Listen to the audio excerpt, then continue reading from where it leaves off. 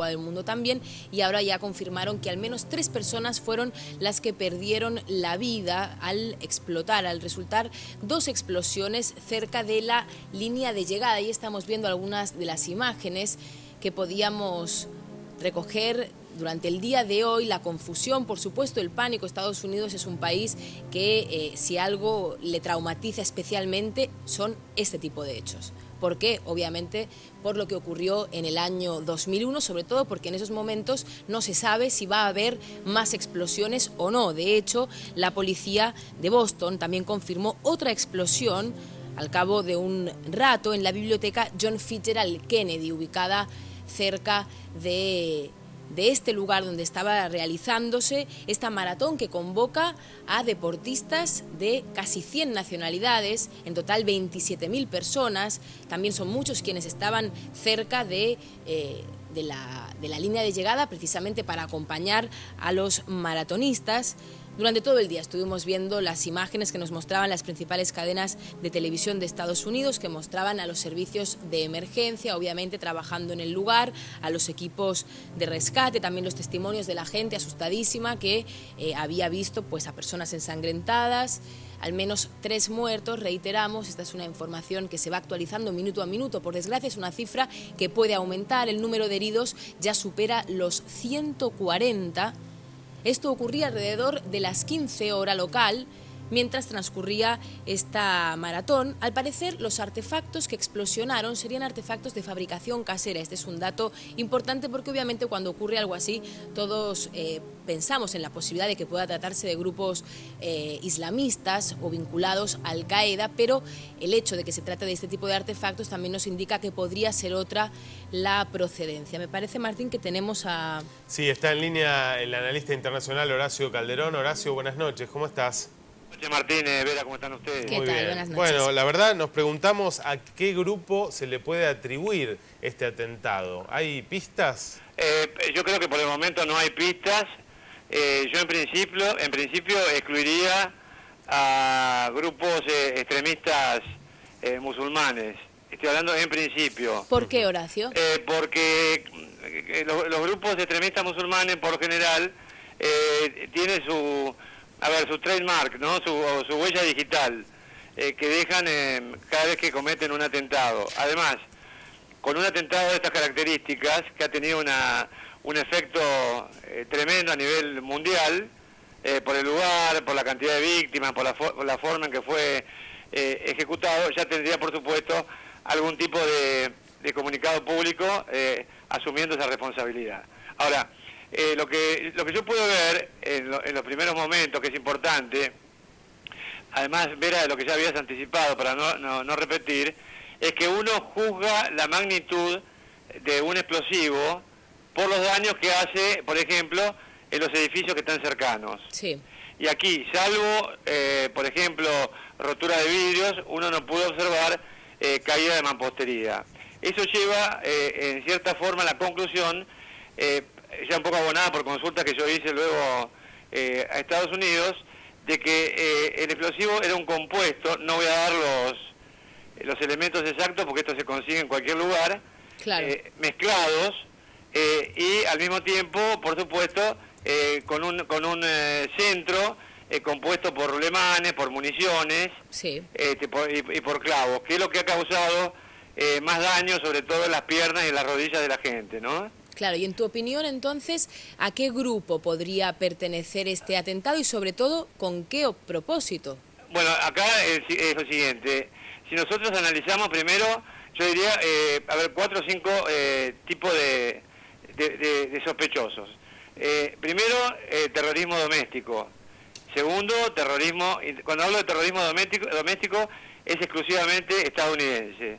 No es que digo doméstico porque hubo un musulmán o un árabe o lo que fuera. Sería un grupo estadounidense, por ejemplo, antisistema. Exactamente, antisistema, hay anarquismo, por ejemplo. Luego eso lo podemos describir mejor, ¿no? Porque hay un tema bastante importante que no se puede dejar de lado por las implicancias políticas.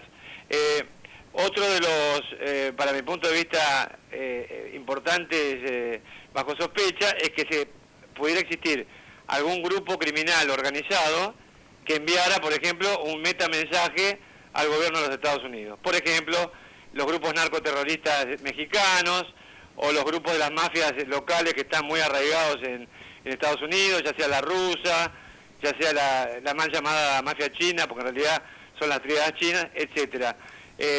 Luego, volviendo a metamensaje, algún tipo de gobierno extranjero que quisiera enviarle a lo mejor a los Estados Unidos una advertencia frente a lo que podría ser una respuesta a acciones de los Estados Unidos en la vida política, por supuesto, doméstica de estos, ¿no? Estamos hablando sin hacer hincapié en que sea ninguno de ellos. Claro. Recorrido esto, vuelvo a lo más importante para mí, que son los grupos extremistas domésticos. Uno de los cuales, por ejemplo, el principal, al que ver en este momento, es el anarquista. El extremismo anarquista representado hace unos tiempos en Weather Underground, o sea, como si fuera tiempo clandestino, algo por el estilo, y el valor político que tiene esto, por supuesto, sin hacer ningún tipo, vuelvo a reiterar, de hincapié en que pueda ser posible. Por eso yo creo que el presidente Obama debe estar preocupado. ¿Por qué? Porque una de las mayores figuras de este grupo Weather Underground fue William Ayers, quien patrocinó las primeras acciones políticas de Barack Obama cuando comenzaba su carrera como joven senador junior en los Estados Unidos. Horacio, si se le está intentando dar algún mensaje a los Estados Unidos, yo no puedo evitar pensar, digamos, y darme cuenta de que hoy estamos hablando del día después de las elecciones de Venezuela. ¿Esto puede tener algún vínculo? Mira, en criminalística no se puede dejar de lado ninguna hipótesis hasta que la hipótesis real quede fehacientemente probada, ¿no? O sea que acá son todos sospechosos. No, claro, pero digo, ¿a ti te parece que es una mera coincidencia o también te hace sospechar un poco, como por ejemplo me ocurre a mí, ¿no? Yo lo admito que a mí me hace sospechar. Claro, no, yo creo que no, porque no sería precisamente un buen comienzo del periodo de Nicolás Maduro que pudiera realmente alguien concebir dentro de Venezuela un ataque de esta naturaleza. Luego está la coincidencia, hoy es el Día de la Victoria, ayer era el Día de la Victoria en Massachusetts, rememorando una batalla muy importante cuando la guerra por la independencia. Pero el 19 de abril es la fecha en que se produjo la masacre de Huaco. La masacre de Huaco se llevó adelante a través de un allanamiento, que culminó luego de días de asedio, en el centro de un grupo extremista de la rama davidiana en los Estados Unidos, en la que murieron no solamente el fundador de esta rama, sino una cantidad enorme de decenas de muertos que quedaron atrapados en una mansión, una casa que asaltó el FBI. Bueno, esto, por ejemplo, está en el marco de lo sucedido estos días. Pero además, el día 19 es el aniversario de la masacre de Oklahoma, cometida, como recordemos, también por el grupo blanco que encabezó en cuanto al ataque Timothy McVeigh, que luego fue, por supuesto, ejecutado con una inyección letal. O sea que si recorremos todo esto, veremos que hay un espectro bajo el cual puede caer sospecha que es muy grande, Vera. Claro. Martín. Horacio, te agradecemos muchísimo, como siempre, por tu información. Habrá que ver a la medida que corran las horas qué es lo que puede suceder, ¿no? Sí, bueno, lo vamos a seguir de cerca, seguro. Hasta pronto. Gracias, Horacio, buenas noches. Buenas noches. Pasaron 33 minutos de la medianoche en todo el país.